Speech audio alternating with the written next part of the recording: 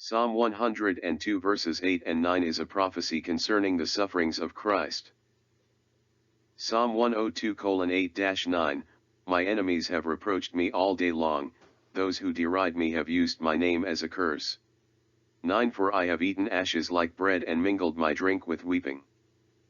That this psalm is a prophecy concerning the sufferings of Christ, his humiliation and death, and the gracious results which flow from it are confirmed by the quotation in the first chapter of the Epistle to the Hebrews. In that chapter, his work and his glory are unfolded. Here we have both. First, we have a prophetic picture like a cormorant in the desert or as a sparrow alone upon the housetop. Notice the environmental disparity. A cormorant is a water bird and the sparrow is a bird of the flock. This speaks so clearly of the solitary mission of the God/man from heaven, our lonely Christ. What a deep humiliation for the one who created all things. We read the Spirit's testimony through Paul's pen in Colossians 1:15-17, He is the image of the invisible God, the firstborn over all creation. For everything was created by him, in heaven, and on earth, the visible and the invisible, whether thrones or dominions or rulers or authorities, all things have been created through him and for him. He is before all things, and by him, all things hold together. There are two godly men in Scripture that come to our minds almost immediately when I read these passages in 8 and 9. First, of course, is Jesus Christ, and that is closely followed by the Apostle Paul. We read how Jesus' enemies deride him.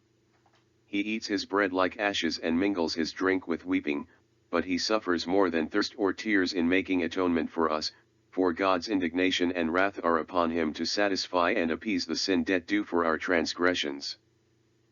We read of Jesus' reproach in Matthew 22:15 coupled with Luke 11:53-54, where their rage was unrelenting. Then the Pharisees went and plotted how to trap him by what he said. We read in Luke 11 verse 53, And when Jesus said these things to them, the scribes and the Pharisees began to assail him vehemently and to cross-examine him about many things, 54 lying in wait for him, and seeking to catch him in something he might say, that they might accuse him. Even to the point of the crucifixion, they were relentless, mocking him as one forsaken of God.